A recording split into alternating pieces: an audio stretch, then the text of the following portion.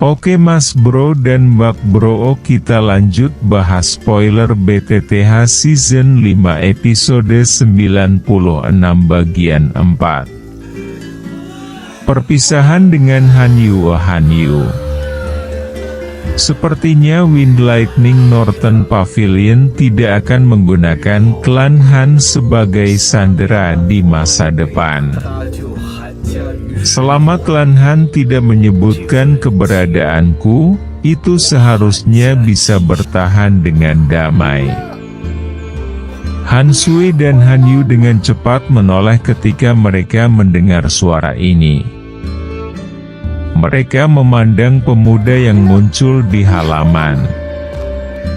Hati Han Sui menjadi bersemangat saat dia mengambil 2 langkah ke depan.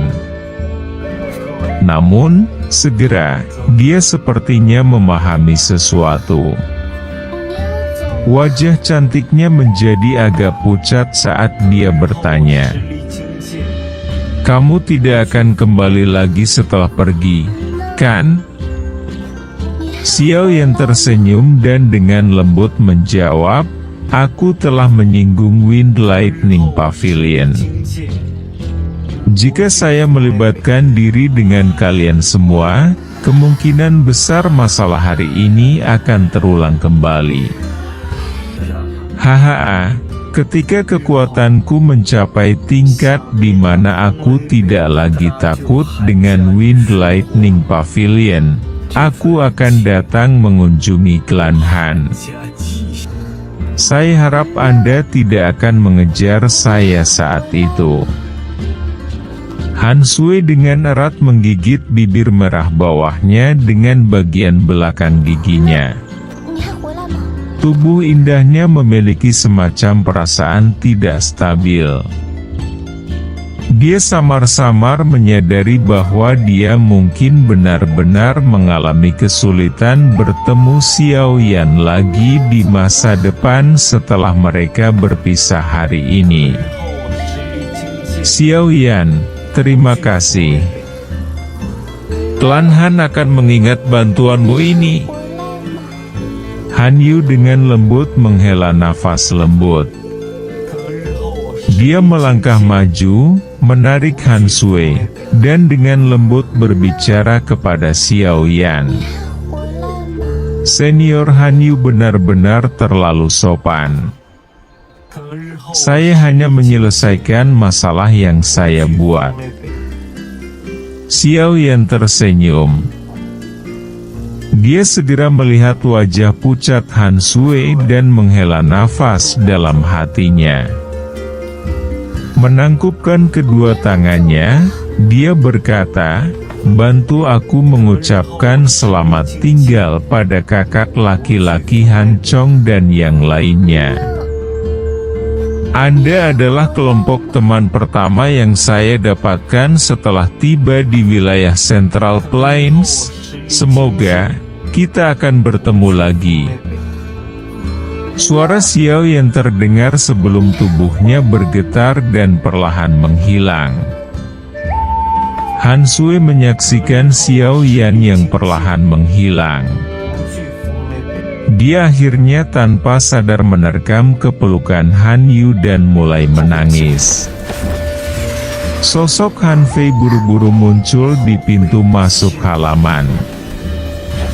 Namun, ketika dia melihat Han Sui yang menangis, dia hanya bisa menghela nafas. Tatapannya melihat ke langit yang jauh saat dia bergumam, "Teman kecil Xiao Yan, klan Han akan menerima bantuanmu ini. Kami pasti akan membalas budi Anda di masa depan jika kami memiliki kesempatan." Sosok Xiao Yan berhenti sejenak di langit di luar kota Tianbei sebelum menghela nafas. Sosoknya berubah dan berubah menjadi seberkas cahaya yang melesat ke langit yang jauh. Kecepatan terbang Xiao Yan sangat cepat.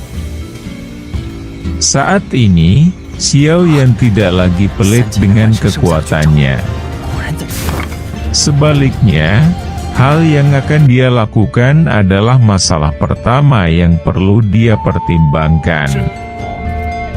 Setelah terbang hampir beberapa ratus kilometer, tubuh Xiao Yan tiba-tiba bergetar. Aura agung yang merasuki tubuhnya segera tersebar dengan cepat, tampak seperti spons yang kehilangan air. Waktunya habis. Xiao Yan tanpa sadar tertawa saat dia merasakan kekuatan tubuhnya yang melemah dengan cepat. Sepertinya dia benar-benar perlu memperkuat dirinya sendiri. Tatapannya menyapu ke segala arah sebelum tubuhnya bergerak dan mendarat di puncak gunung di bawah dengan reruntuhan batu yang aneh. Kekuatan yang kamu tunjukkan kali ini terlalu kuat. Hal ini mengakibatkan beberapa luka muncul di tubuh Anda. Anda harus segera pulih. Jika tidak, gejala sisa mungkin tertinggal. Selain itu, Anda harus menggunakan kekuatan spiritual saya sesedikit mungkin kecuali saat itu adalah saat kritis. Selama beberapa hari ini, saya telah menemukan bahwa setiap kali Anda menggunakan kekuatan spiritual saya, sisa roh saya tertinggal di dalam tubuh Anda. Jika terlalu banyak dari hal-hal ini yang ada, kemungkinan besar hal itu akan menyebabkan tubuh Anda membentuk perlawanan terhadap jiwa Anda. Pada saat itu, jiwa Anda tidak akan dapat menyatu secara sempurna dengan tubuh fisik Anda dan akan sangat terlambat bagi Anda untuk menangis. Suara agak serius Tianhuo Zunze dipancarkan setelah Xiao Yan mendarat di tanah. Ekspresi Xiao Yan tanpa sadar berubah saat mendengar ini. Dia juga samar-samar merasakan perasaan seperti itu selama periode waktu ini. Namun, dia tidak terlalu memikirkannya. Bagaimanapun, situasi seperti itu tidak terjadi ketika dia meminjam kekuatan spiritual Yaolao saat itu. Meskipun Xiao Yan tidak yakin apa yang terjadi, dia masih menganggukkan kepalanya. Tianhuo Zunze tidak akan menyakitinya. Karena yang terakhir mengatakan ini, tentu saja itu bukan kata-kata yang mengkhawatirkan. Sepertinya tindakan meminjam kekuatan orang lain ini memiliki kemungkinan besar menjadi sequel. Aku harus sedikit lebih berhati-hati di masa depan. Xiao Yan dengan lembut menghembuskan napas sambil berbicara dalam hatinya. Xiao Yan mengingat masalah ini di dalam hatinya. Tatapannya menyapu ke sekelilingnya sebelum tubuhnya bergerak dan muncul di dinding gunung yang curam di samping puncak gunung. Dia mengayunkan penggarisnya yang berat. Potongan batu terbang seperti dadih kacang yang dipotong. Akhirnya, dia menciptakan sebuah gua kecil yang memungkinkan seseorang untuk tinggal.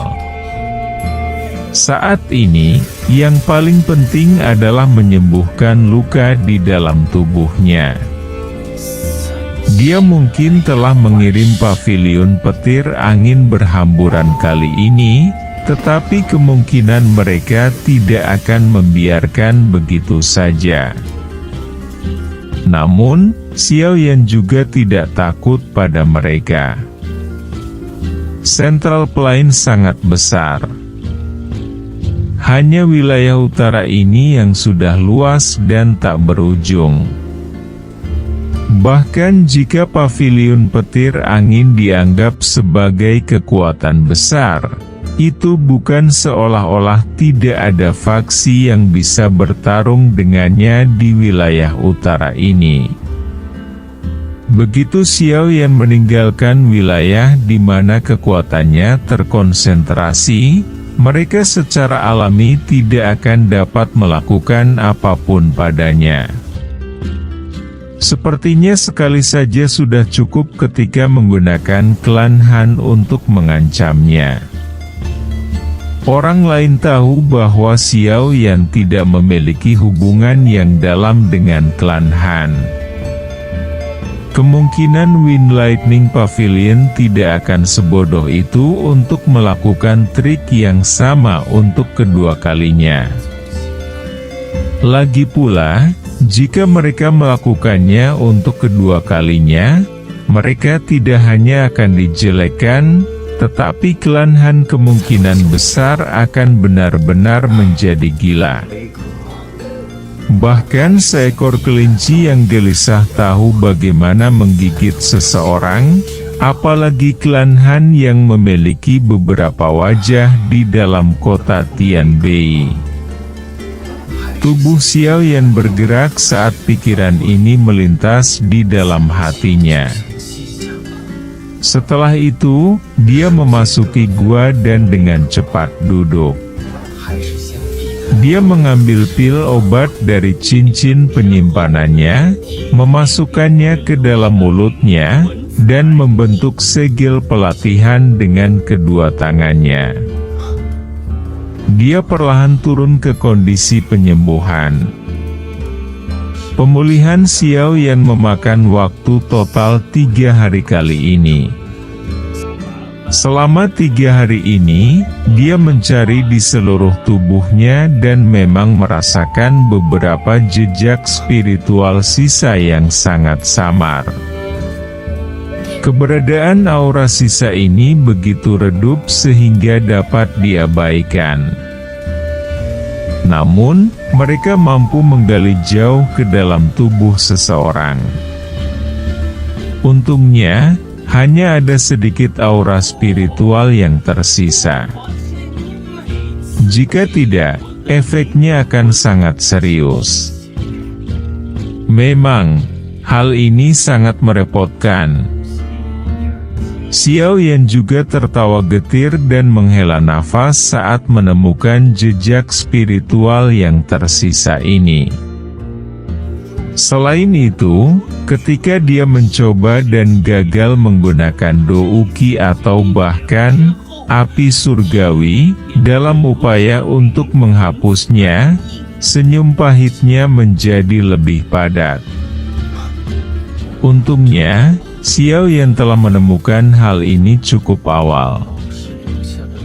Jika tidak, jika ada lebih banyak jejak spiritual yang terkumpul di masa depan, kemungkinan dia hanya bisa meninggalkan tubuh tempat dia dilahirkan dan berubah menjadi tubuh spiritual yang mirip dengan Tianhuo Zunze. Meskipun hanya ada beberapa jejak spiritual ini, itu masih merupakan sumber masalah, mengingat karakter Xiao Yan. Dia secara alami tidak dapat menahan keberadaan merepotkan semacam ini yang tetap tersembunyi di dalam tubuhnya. Namun, setelah mencoba berbagai metode yang semuanya gagal, dia hanya bisa menyerah tanpa daya. Xiao Yan tetap menutup matanya saat dia tetap berada di gua gunung.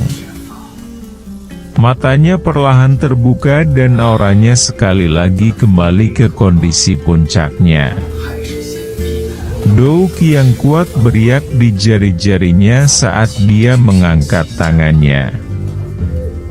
Bintang 9 Dou Huang memang jauh lebih kuat dari bintang 7. Jejak spiritual sisa ini mungkin merepotkan, tapi bukannya tidak mungkin untuk dihilangkan.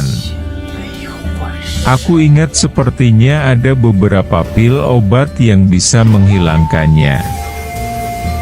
Xiao Yan membuka matanya sambil bergumam pelan. Jarinya dengan lembut menyentuh cincin penyimpanan hitam pekat yang ditinggalkan Yao Lao.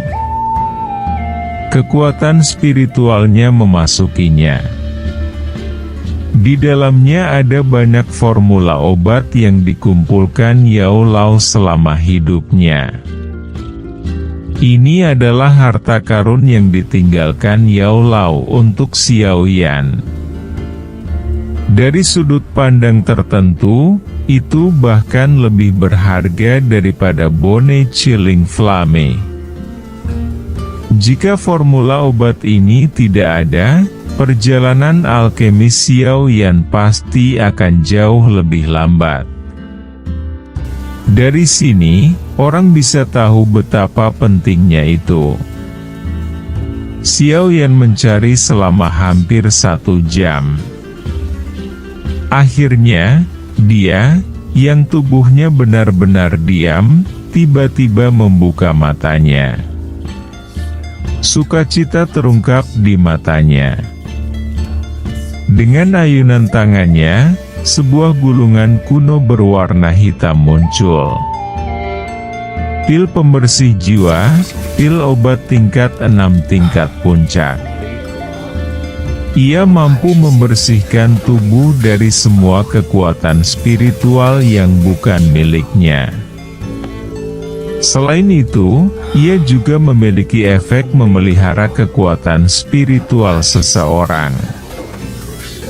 Bahan yang dibutuhkan untuk memperbaikinya adalah rumput pembersih tubuh, buah penggabung jiwa api es, biji teratai roh air. Kekuatan spiritual Xiao Yan memasuki gulungan itu dan menanamkan semua informasi dalam formula obat ke dalam pikirannya. Pada saat dia mendapatkan efek pil pembersih jiwa, senyum di wajahnya sudah menjadi lebih padat. Puncak level tingkat 6. Ini adalah tingkat yang tinggi. Namun, saya harus bisa memperbaikinya. Bahan-bahan obatnya mungkin sedikit tidak ortodoks dan langka, tapi saya mungkin bisa mendapatkannya jika saya bertanya sedikit. Jejak spiritual yang tersisa di tubuh saya mengalami banyak kesulitan. Masih ada cukup waktu.